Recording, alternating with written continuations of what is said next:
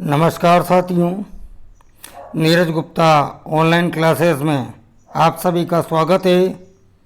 आज हम ताम्रपाषाण काल पर बात करेंगे। ताम्रपाषाण काल अर्थात तांबे व पत्थर की अवस्था वाला काल। ताम्रपाषाण काल किस काल को कहा जाता है? तांबे व पत्थर की अवस्था वाला काल को हम ताम्रपाषाण काल के नाम से जानते हैं। मानव के द्वारा सर्वप्रथम उपयोग में लाई गई धातु तांबा मानी जाती है। एक विद्वान हैं V.G. चाइल्ड, इनके द्वारा एक पुस्तक लिखी गई व्हाट हैपेंड इन हिस्ट्री। इस पुस्तक में इन्होंने तांबे के प्रयोग व लाभ के बारे में बताया है। V.G. चाइल्ड ने अपनी पुस्तक व्हाट हैपेंड इन हिस्ट्री में तांबे के प्रयोग व लाभ की चर्चा की है। अब हम ताम्रपाषाण काल की महत्वपूर्ण विशेषताओं पर बात करेंगे। तो ताम्रपाषाण काल में ग्रामीण बस्तियों के में प्रधानता देखने को मिलती है।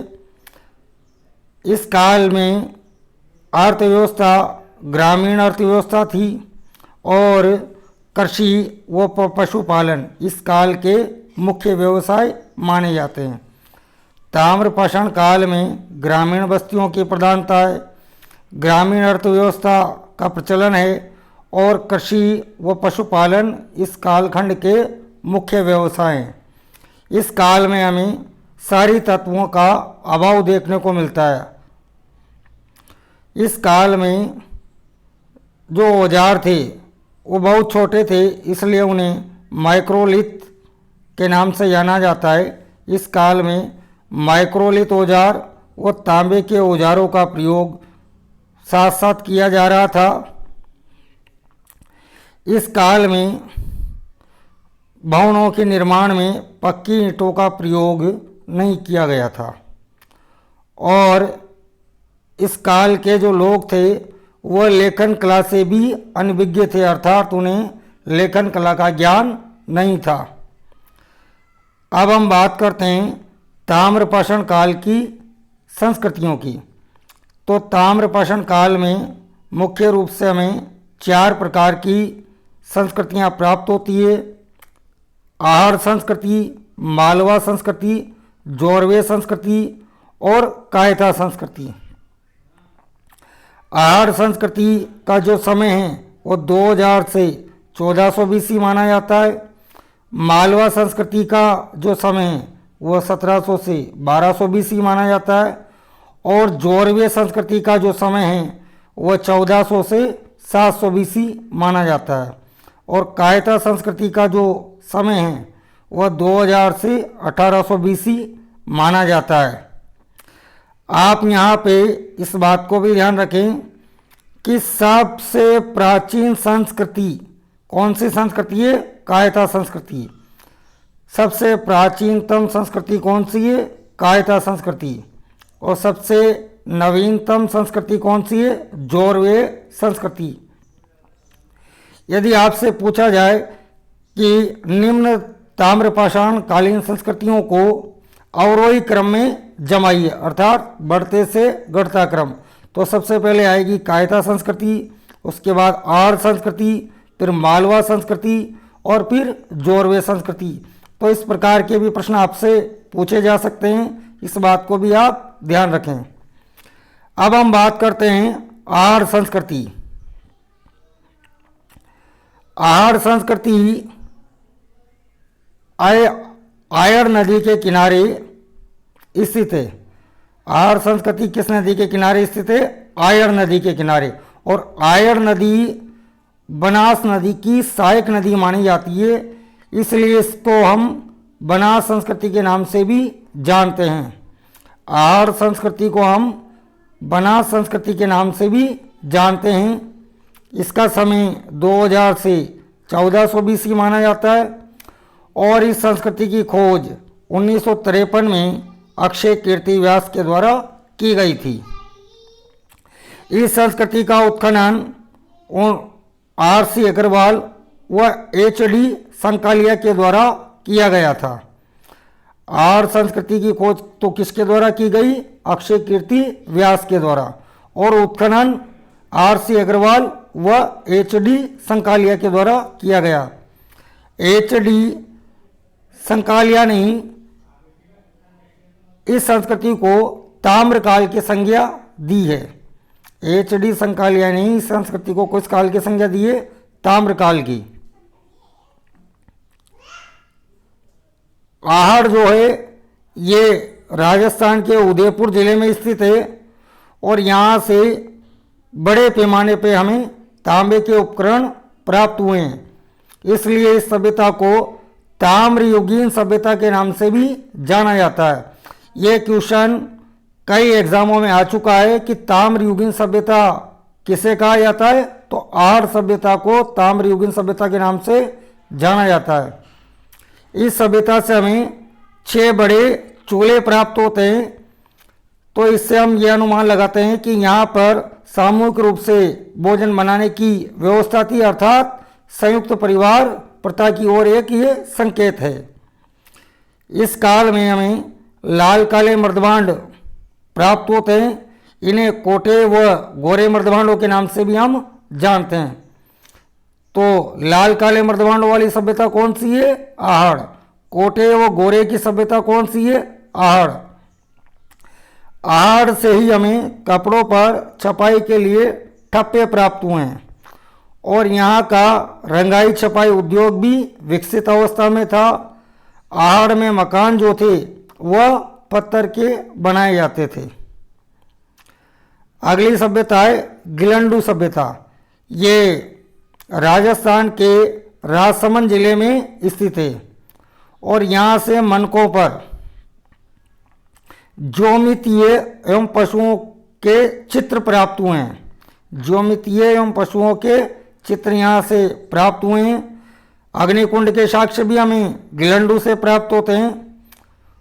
और अगली सभ्यता है बालातल सभ्यता। यह भी राजस्थान के उदयपुर जिले में स्थित है।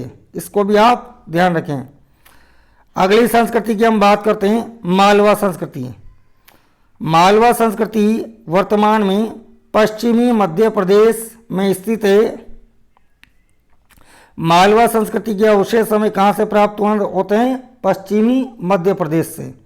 इसका समय 1700 से 1200 BC माना जाता है और यह संस्कृति नर्मदा नदी घाटी में विकसित हुई थी। मालवा संस्कृति के 3 महत्वपूर्ण स्थल हैं, मालवा, नागदा और नवदा टोली।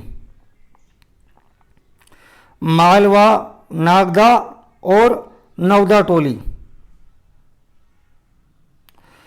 मालवा से उत्कृष्ट कोटि के मर्दभांड हमें प्राप्त होते हैं और मालवा से हमें चरका व तकली के साक्ष्य भी हमें मालवा से प्राप्त होते हैं और वर्षभ पूजा के साक्ष्य भी हमें मालवा से प्राप्त होते हैं। तो मालवा से क्या क्या प्राप्त होता है? उत्कृष्ट कोटि के मर्दभांड, चरका व तकली के साक्ष्य, वर्षभ पूजा के साक्ष्य। और जो अगला स्थल है नवदा टोली, यहाँ से हमें अनाज की कई किस्में प्राप्त हुई हैं। अनाज की कई किस्में किस स्थल से प्राप्त हुई हैं? नवदा टोली। और नवदा टोली ताम्रपाषाण काल की सबसे बड़ी बस्ती मानी जाती है। ताम्रपाषाण काल की सबसे बड़ी बस्ती कौन सी मानी जाती है? नवदा टोली। इसके बाद हम बात करते हैं कायता संस्कृति। ये सबसे प्राचीनतम संस्कृति है और इसका समय 2000 से 1800 BC माना जाता है। इस संस्कृति के जो महत्वपूर्ण स्थल हैं वह है एरण, त्रिपुरी, उज्जैन। ये कायता संस्कृति के महत्वपूर्ण स्थल माने जाते हैं। इस टाइप का भी क्वेश्चन आपके बन सकता है कि निम्न में से कौन सा स्थल कायता संस्कृति से संबंधित नहीं है? तो वहाँ पे एरण, त्रिपुरी, उज्जैन और एक कोई अलग ऑप्शन आपको मिल सकता है। तो इस प्रकार के प्रश्नों के लिए भी आप तैयार रहें। अगली संस्कृति है जौरवे संस्कृति। जौरवे संस्कृति के अवशेष हमें पश्चिमी महाराष्ट्र से प्राप्त होते हैं और इसका समय 1400 से 700 BC माना जाता है और ये सबसे नवीनतम संस्कृति है। जौरवे संस्कृति के जो महत्वपूर्ण स्थल हैं वह है देमाबाद, इनाम गांव और नेवासा। देमाबाद, इनाम गांव व नेवासा। देमाबाद, यहाँ से कांसे का रथ चलाते हुए एक मानव आकृति हमें प्राप्त होती है। कांसे का रथ चलाते हुए मानव आकृति कहाँ से प्राप्त होती है? देमाबाद से। और एक ऐसा देवता भी हमें प्राप्त होता है जो पशु पक्षियों से घिरा हुआ है। इस देवता की पहचान पाशुपति शिव के साथ की गई है। इनाम गांव। इनाम गांव जो है ये ताम्रपाषाण काल की सबसे बड़ी बस्ती मानी जाती है। इनाम गांव ताम्रपाषाण काल की सबसे बड़ी बस्ती मानी जाती है। यहाँ से गोल आकार के गड्ढे वाले मकान हमें प्राप्त होते हैं। बांधों के साक्ष्य हमें इनाम गांव से प्राप्त होते हैं और वर्ग विभाजन के साक्ष्य भी हमें इनाम गांव से प्राप्त होते हैं। अगला स्थल है नेवासा। नेवासा से हमें पटसन के साक्ष्य प्राप्त होते हैं।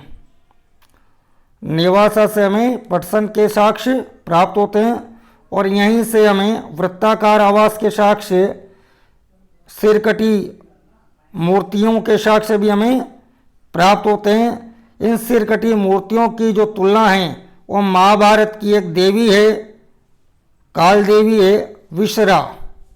महाभारत की एक काल देवी है विश्रा, उससे की गई है। अगली जो लास्ट संस्कृति है वह डेक्कन संस्कृति, दक्षिण भारत की संस्कृति थी है और इस संस्कृति का जो महत्वपूर्ण स्थल है वह है ब्रह्मगिरी और यहाँ से हमें राख के टीले प्राप्त होते हैं। तो ये ताम्रपाषाण काल पर हमने काफ़ी चर्चा की।